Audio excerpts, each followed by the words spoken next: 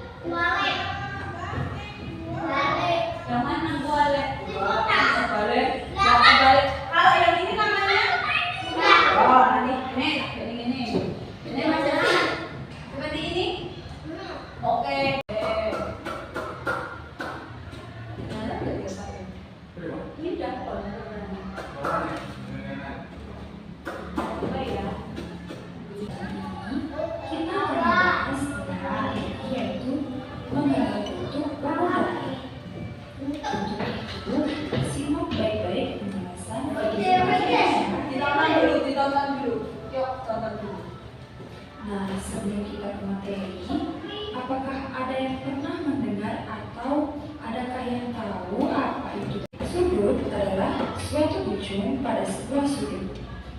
Nah, adapun sudut dari segi 4 yaitu ada 1, 2, 3, 4. Nah, segi 4 memiliki 4 sudut. Segi 4 juga memiliki, ya, tepat sekali. Segi 4 yang mana? Segi 4 yang mana? Segi 4 Tadi yang pertama ada kelengkapan kronologis atau batu di sini berbentuk segi 4 ya. Mana kembali? Jadi dari video ini tadi kalian sudah tahu bangun datar ada berapa? Ada 4 atau ada 3? Ada 3 Mas Yasin. Iya, di gambar ada lingkaran, terus segitiga, terus segi 4. Nah, yang terakhirnya. Jadi di sini ada benda. Duduk dulu guru terangnya, nanti tak bagi. Ada benda. Bentuknya macam-macam. Ya, kita belajar bekerja sama. Ada yang menggunting, ada yang menempel. Gambar bukan satu orang, kan kerja kelompok. Gitu. Nanti yang lembar mandiri ada sendiri. Nih, dikerjakan bareng-bareng. Ada yang menggunting, ada yang menempel. Bisa? Nah, dan ya mulai bekerja sama pada gunting ini. Dan ya, gunting sesuai untuk bendanya. Nanti iya semuanya digunting ya. Ya maka gunting yang itu. Digunting sesuai bentuknya ya. Jalan. Jawab yang paling dekat. Boleh. Nanti tempelnya bareng-bareng ya. Ini di tepi gini, taruh Mas ini. Mana yang guntingin? Nggak apa-apa. Nggak apa-apa sayang? Ya, nggak apa-apa. Nak mau potong. Boleh. Papan tulis di berapa Pak? Itu papan catur ya? Ini berapa?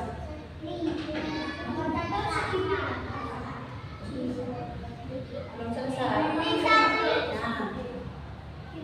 Lagi. Masih ada lagi enggak? Oke, mana yang segitiga mana? Kasih lihat dulu dong. Masih ada enggak yang segitiga? Coba dicari. Dicari. Terus? Bioskop. Oh, papan tulis. Terus? Ya. Ya. Akhir. Ini tadi kita sudah belajar tentang 3 bentuk. Segi 4, segitiga, dan lingkaran.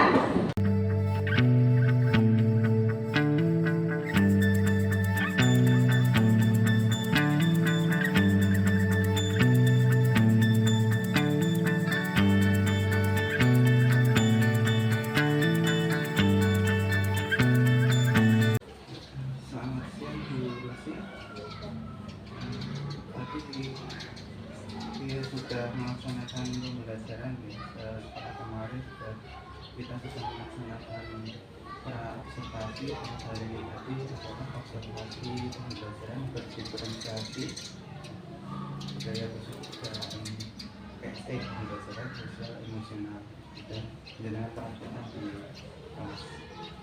Nah, di sini kita akan pasca observasi beberapa hal ya ini saya akan dari pembelajaran yang sudah dilaksanakan tadi apa yang menjadi refleksi dari fungsi dari pembelajaran tadi.